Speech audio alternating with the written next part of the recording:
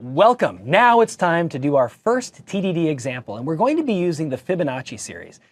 Again, math guy, get to do Fibonacci. I'm very excited. If you take a look at my screen, you'll see what Fibonacci is. It's a sequence made popular by a mathematician named, so not surprisingly, Fibonacci. And basically, it is simply the sum of the numbers before. So if you do agile development, you often run into it in the size, your story points. 1, 2, 3, 5, 8, 13, 21, etc. But the idea behind it is, for instance, the second Fibonacci number here, F2, if you look at the screen, is simply the sum of F0 and F1. Now, F0 and F1 are simply defined. F0 is 0, F1 is 1, and then we go from there. F2 is defined as the 2 before it. And you count all the way up. Now, Fibonacci, just as an aside, very, very interesting, very tightly correlated to things like the golden ratio, which is used for, was used famously in Renaissance paintings for beauty, and it considered a very beautiful thing, the golden rectangle. Also, you'll find it in concentric circles of sunflower seeds. You'll have 1 in the middle, and then you'll go 3, 1, 2, 3, 5, 18 as you expand out. Pineapples have the same thing. You'll see them as they grow out, they grow in a Fibonacci sequence.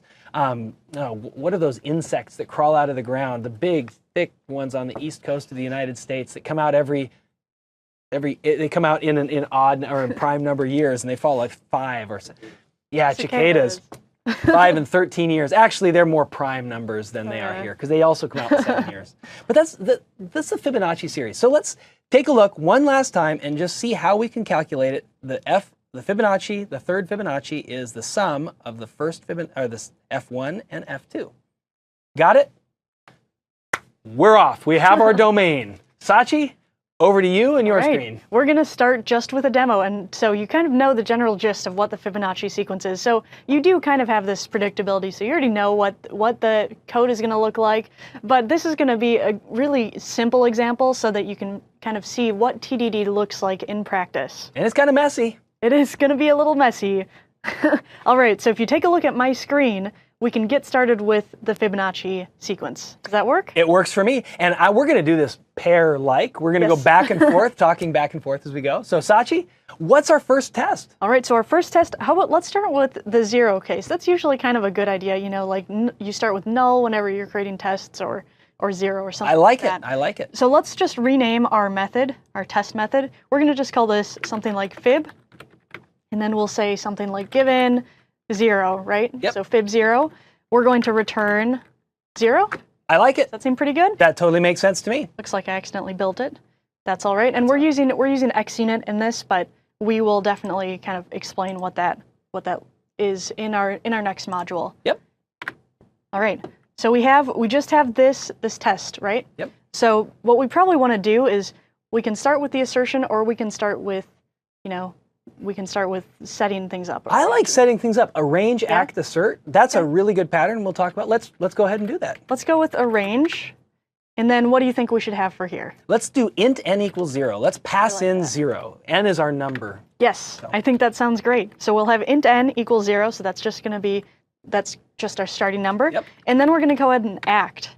Then we could go ahead and say, let's say what? Int sum? Result, sure.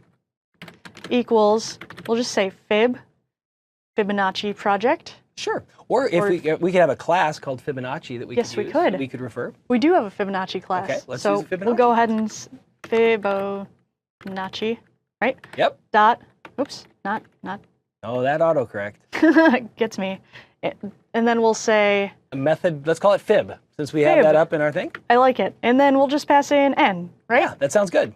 Excellent. So it looks like right on the get-go we have an issue, because we've got the little red squigglies underneath Fibonacci, because it doesn't actually, it is telling us that that method doesn't exist. So we can't even compile at this point, you're telling me? Nope, it looks like you broke it, Steve. Yep, I broke it.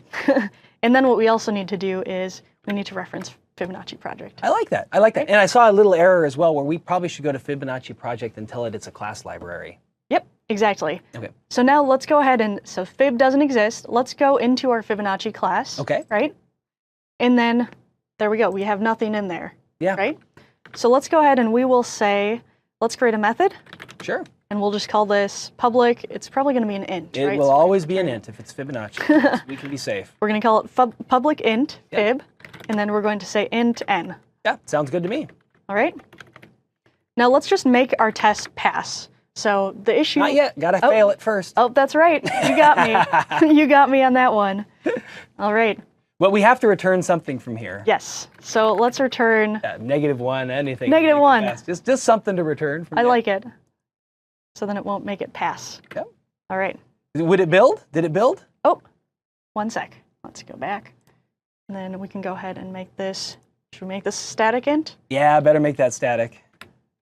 Not break it too much. Right. All right. And then let's go ahead and... Do we want to build it? Give it a shot. Right. Looks like it succeeded. Build succeeded. Nice. Let's get a failing test in there. Let's get our assert. Yes, I agree. I think that's probably a good idea. And then we're going to go ahead and have an assert. So we're going to say assert dot equal, and then we'll say what? 0?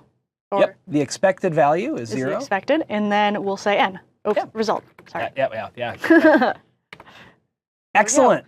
So we're expecting 0 as our result, but based on how we just coded, it may not return 0, which means it's going to fail. Yep. Right? Let's run it and see. And the cool part is when we actually built our code, it picked up this new test on the Test Explorer window. Can we make that run all the time? Every time we build? Yeah, definitely. So we can go ahead and click this little button that says Run Tests After Build, Okay. and then whenever we just press Control-Shift-B, which is, In Visual Studio. yep, the shortcut, then it'll run it. If you happen to be doing something else in another editor or something like that, it doesn't matter. You've got something that'll run those unit tests automatically. Exactly.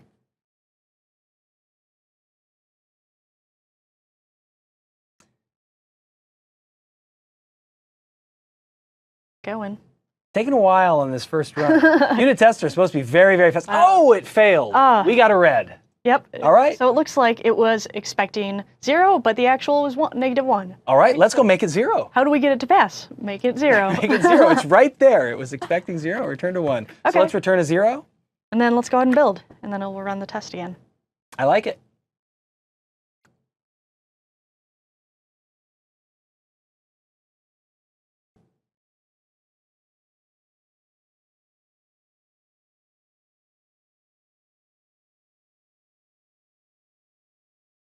Is this still running? Literally still running? Oh, there we go. There we go. Passed it. And look, only 159 milliseconds elapsed. There were some other things going on before it started reading those. We passed. Are we literally done? Well, now we only have one. We have one unit test, and it's going to return 0 all the time. So I'm not sure if that really. Not counts. sure if we're there. We need more unit tests. Yeah. Maybe we need some more unit tests. What we're going to do, we're going to wrap this video, and we're going to come back and finish the Fibonacci in just a few moments.